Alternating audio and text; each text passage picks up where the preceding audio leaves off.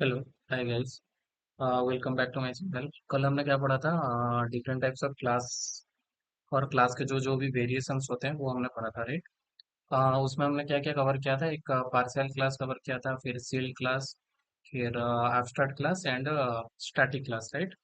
तो उससे हमारा जितना भी सी शार्प डॉट नेट का अभी तक जो जो भी हमने पढ़ा, ये सारे बेसिक कॉन्सेप्ट्स थे। मतलब ये आपको आना ही चाहिए। अभी थोड़ा हम इंटर लेवल टॉपिक पे, इंटरमीडिएट जो भी टॉपिक है, जैसे आपका जेनेरिक्स हो गया, डेलीगेट्स हो गया, आपका इवेंट्स हो गया, देन इंडेक्सर हो गया, प्रॉपर्टीज हो गया, ये सारे पढ़ेंगे, ठीक है? तो आज का टॉपिक है जेनेरिक्स। जेनेरिक्स से हम स्टार्ट करते हैं, तो क्विकली एक क्लास बना लेते हैं। उसको मैं जेनेरिक्स दे देता हूँ। जेनेरिक्स, हाँ, जेनेरिक्स दे देते हैं या लर्न जेनेरिक्स दे देते हैं। जेनेरिक्स, ठीक है। ये आज का टॉपिक है, जेनेरिक्स। तो इसका मतलब क्या है, ये हम वन बाय वन पढ़ते हैं। तो जेनेरिक्स का मतलब क्या है? देखो, जैसे आप जब आप मेथड बनाते थे, जैसे पब्लिक मेथड बना लेता हूँ, पब्लिक वॉइड ऐड, ठीक है। इसके अंदर हम क्या बनाते थे? ऐसे करके हम मेथड बनाते थे, राइट? इसके अंदर हम कंसोल डॉट राइट लाइन कुछ भी, एडिशन ऑफ टू नंबर या कुछ भी लिख सकते थे, करेक्ट? इसका नाम कैपिटल में दे दो। तो इसके अंदर ले सपोज आपने कंसोल डॉट राइट लाइन के अंदर आप क्या पास करो, यहाँ पे एक आप इंटीजर नम पास कर दो, और उसी को ही आप यहाँ पे प्रिंट कर दो। सिंपल जो इस मेथड को जो आप नंबर पास करोगे उसको प्रिंट कर दो। एक नॉर्मल मेथड है। अभी मान लो कि आपको क्या है, यहाँ पे लेट्स सपोज दो पैरामीटर है, ठीक है, num one and num two. और आप प्रिंट क्या कर रहे थे? Num one plus num two करके आप दोनों का सम प्रिंट कर रहे थे बेसिकली, ठीक है। तो num one plus num two कर रहे थे।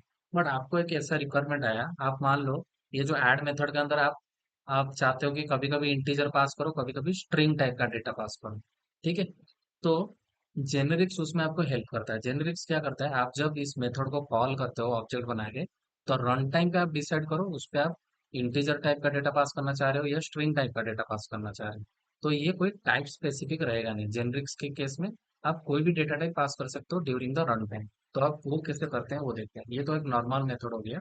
नॉर्मल मेथड को आप अगर आप जेनेरिक्स में कन्वर्ट करना चाह रहे हो, तो सिंपल यहाँ पे क्या करो, यहाँ पे एक एंगुलर ब्रैकेट के अंदर टी दे दो। टी मतलब टाइप। कौन सा टाइप? कोई भी टाइप आप आपके हिसाब से आप पास कर सकते हो, ठीक है। और वही टी आप यहाँ पे दे दो, वही टी आप यहाँ पे दे दो, ठीक है। टी नम वन और टी नम टू। और मान लो कि अभी मैं इसको सिंपल आप प्रिंट प्रिंट कर लो, ज्यादा कॉम्प्लिकेटेड नहीं करते, इसको आप प्रिंट कर लो। तो इससे क्या होगा, जब जब एंगुलर ब्रैकेट टी टी दिया, वही टी दिया, और आप जब इसका ऑब्जेक्ट बनाओगे, इस क्लास का ऑब्जेक्ट बना के इसको कॉल करोगे, उसी टाइम ही आप डिसाइड करोगे इसके अंदर आप क्या पास करना है आपको, ठीक है। तो वो कैसे करते हैं वो एक बार देख लेते हैं। तो उससे क्या होगा, आप चाहो तो ऑब्जेक्ट क्रिएट करके जब ये मेथड को कॉल करेगा उस टाइम आप इंटीजर पास कर सकते हो। टी की जगह आप इंट पास करोगे तो वो यहाँ पे इंटीजर टाइप का वेरिएबल हो जाएगा। टी की जगह आप अगर स्ट्रिंग पास करोगे, स्ट्रिंग टाइप का वेरिएबल हो जाएगा, ठीक है। तो इसको बोलते हैं जेनेरिक्स। तो ये क्लास अभी हमने इसको मेथड के लेवल पे अप्लाई किया है। एंगुलर टी हमने, एंगुलर ब्रैकेट टी हमने कहाँ पे अप्लाई किया है? मेथड पे। सिमिलरली इसको क्लास पे भी अप्लाई कर सकते हो, यहाँ पे भी एंगुलर ब्रैकेट टी जैसा अप्लाई कर सकते हो, ठीक है। तो अभी हम पहले मेथड का देखते हैं, फिर क्लास पे आएंगे। यहाँ पे सिंपल आप क्या करो, उसका ऑब्जेक्ट बनाओ, लर्न जेनेरिक्स ऑब्जेक्ट, ठीक है। ऑब्जेक्ट बन गया। अभी हम मेथड को कॉल करते हैं ऑब्जेक्ट डॉट करके, ऐसे कॉल करते हैं, देखो। डॉट, ये जो एंगुलर ब्रैकेट के अंदर आप इंटीजर दोगे तो आप इंटीजर टाइप का डेटा ये हो जाएगा। अगर स्ट्रिंग दोगे तो स्ट्रिंग टाइप का डेटा आप पास कर रहे हो, ठीक है। तो अभी देखते हैं अभी क्या करेगा, वो सिंपल प्रिंट करेगा। ये तो कुछ इसका मतलब नहीं, जस्ट हम प्रिंट कर रहे हैं, जो भी डेटा हम पास करें उसको प्रिंट कर रहे हैं। बट ये डिफाइन करते हैं आप कौन से टाइप का डेटा पास कर रहे हो। अगर आप कॉल करते टाइम इसको इंट डिफाइन किया तो इंटीजर टाइप का, अगर स्ट्रिंग किया तो स्ट्रिंग टाइप का डेटा पास करेंगे, ठीक है। इसको प्रिंट करके देख लो, 100 ही प्रिंट हो जाएगा।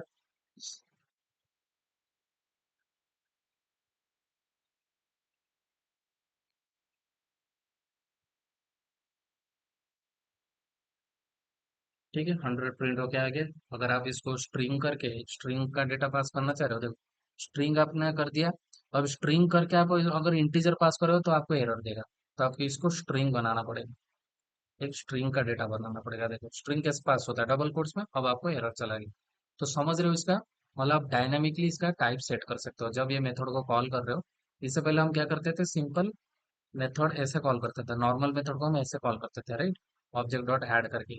बट अब इसके थ्रू ये डिसाइड हो गया आप रन टाइम में कौन सा टाइप का डेटा पास करना चाहते हो, वो आप ऐसे।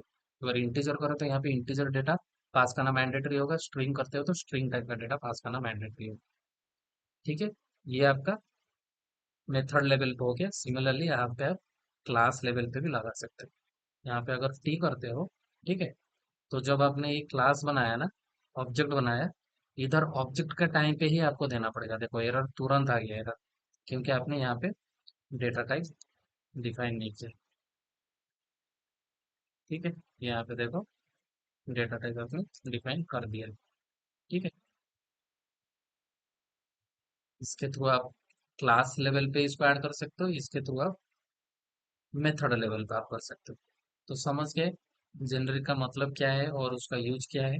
जेनरिक का सिंपल मतलब यही है कि कोई भी मेथड कोई एक टाइप स्पेसिफिक नहीं रहेगा। During the object creation, during the run time only you will decide what type of data you want to pass.